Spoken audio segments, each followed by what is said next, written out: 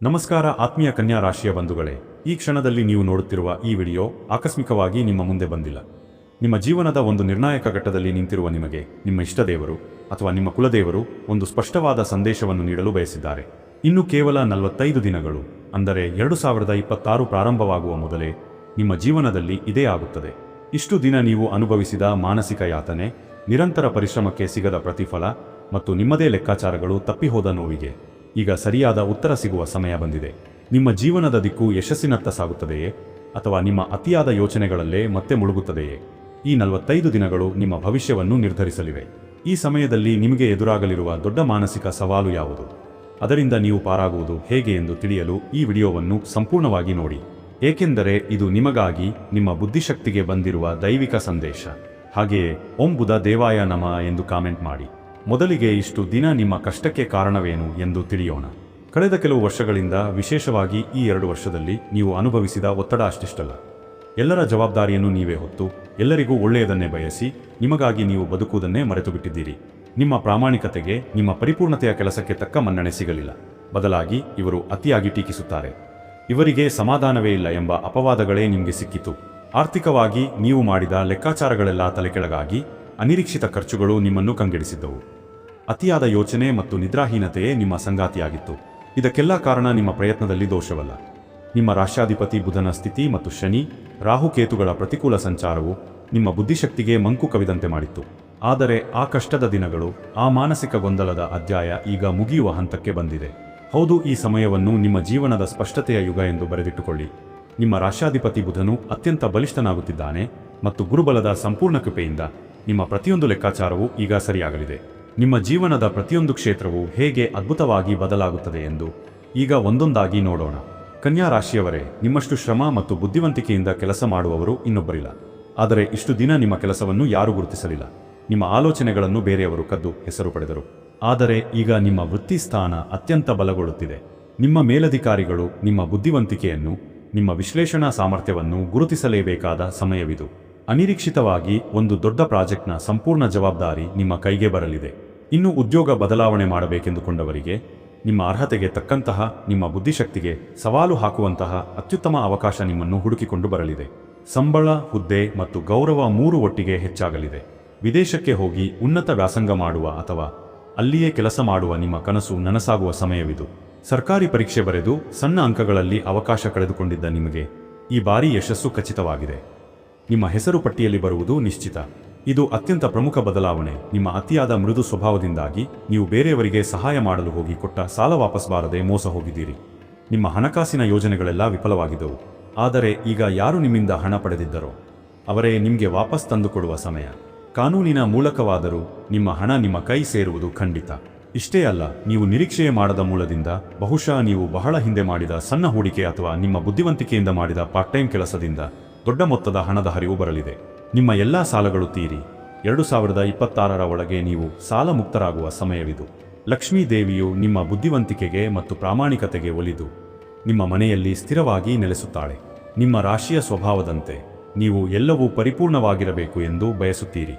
ಈ ಸ್ವಭಾವದಿಂದಾಗಿಯೇ ಗಂಡ ಹೆಂಡತಿಯ ನಡುವೆ ಸಣ್ಣ ಸಣ್ಣ ವಿಷಯಕ್ಕೂ ವಾದವಿವಾದಗಳು, ಮನಸ್ತಾಪಗಳು ಉಂಟಾಗಿದ್ದವು. ಆದರೆ ಈ ಶುಭ ಸಮಯದಲ್ಲಿ ಗುರುಬಲದಿಂದಾಗಿ ನಿಮ್ಮ ನಡುವಿನ ಎಲ್ಲ ತಪ್ಪು ತಿಳುವಳಿಕೆಗಳು ದೂರವಾಗುತ್ತವೆ.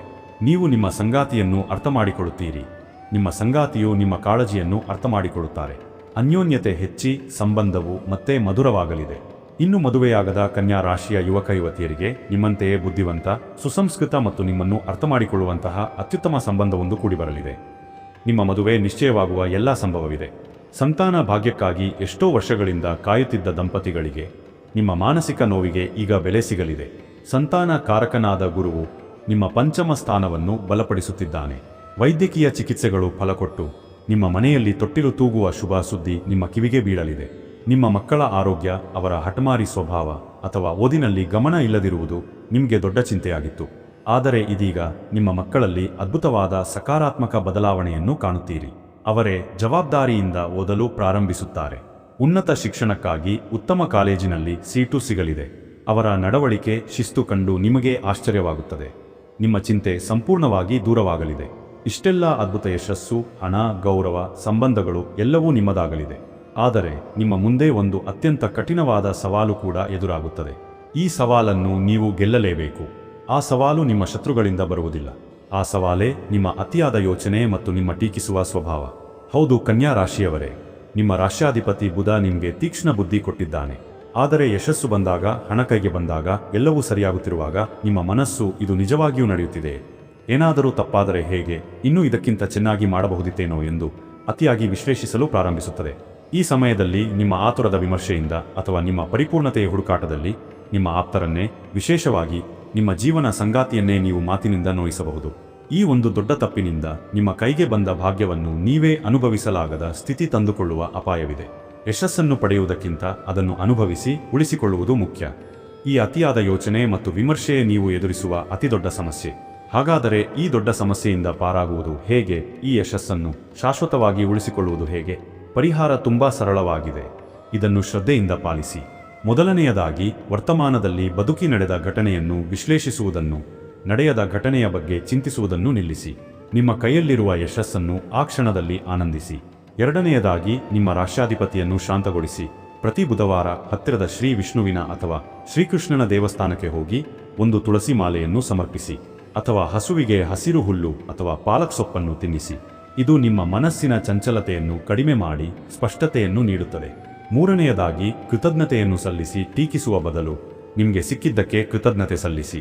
ಪ್ರತಿದಿನ ರಾತ್ರಿ ಮಲಗುವ ಮುನ್ನ, ಇದೆಲ್ಲ ನಿನ್ನ ಕೃಪೆ, ನನ್ನ ಬುದ್ಧಿಶಕ್ತಿಗೆ ದಾರಿ ತೋರಿದ್ದಕ್ಕೆ ಧನ್ಯವಾದ ಎಂದು ನಿಮ್ಮ ಇಷ್ಟದೇವರನ್ನು ಸ್ಮರಿಸಿ. ಈ ವಿನಯವಂತಿಕೆ ನಿಮ್ಮ ಎಲ್ಲಾ ಭಾಗ್ಯವನ್ನು ನಿಮ್ಮ ಬಳಿಯೇ ಉಳಿಸುತ್ತದೆ. ಕನ್ಯಾ ರಾಶಿಯವರೇ, ಈ 45 ದಿನಗಳು ನಿಮ್ಮ ಜೀವನವನ್ನು ಸಂಪೂರ್ಣವಾಗಿ ಬದಲಾಯಿಸುವ ಶಕ್ತಿ ಹೊಂದಿದೆ. ನಿಮ್ಮ ವಿಜಯದ ಆರಂಭವಾಗಲಿದೆ. ನಿಮ್ಮ ಪ್ರತಿಯೊಂದು ಲೆಕ್ಕಾಚಾರವೂ ಈಗ ಯಶಸ್ವಿಯಾಗಲಿದೆ. ನಿಮ್ಮ ಮಾನಸಿಕ ನೋವು ಈಗ ಪ್ರಶಾಂತಿಯಾಗಿ ಬದಲಾಗುವ ಸಮಯ ಬಂದಿದೆ. ನೆನಪಿಡಿ, ಈ ವಿಡಿಯೋ ನಿಮಗೆ ತಲುಪಿದ್ದು ಆಕಸ್ಮಿಕವಲ್ಲ. ಇದು ನಿಮ್ಮ ಇಷ್ಟದೇವರು ನಿಮಗೆ ನೀಡುತ್ತಿರುವ ಸ್ಪಷ್ಟ ಸಂದೇಶ. ಈ ಅದ್ಭುತ ಸಮಯವನ್ನು ಸದುಪಯೋಗ ಪಡಿಸಿಕೊಳ್ಳಿ.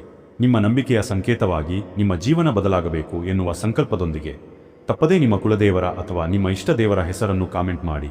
ಆ ಭಗವಂತನು ನಿಮ್ಮನ್ನು ಸದಾ ಕಾಪಾಡಲಿ. ಸರ್ವೇ ಜನ ಸುಖಿನೋ ಭವಂತು. ಇದೇ ತರಹದ ಜ್ಯೋತಿಷ್ಯಕ್ಕೆ ಸಂಬಂಧಪಟ್ಟಂತಹ ವಿಡಿಯೋ ನೋಡಲು ನಮ್ಮ ರಾಶಿ ಮಾಸ್ಟರ್ ಚಾನೆಲ್ಗೆ ಸಬ್ಸ್ಕ್ರೈಬ್ ಆಗಿ. ಈ ವಿಡಿಯೋ ಲೈಕ್ ಮಾಡಿ, ಶೇರ್ ಮಾಡಿ.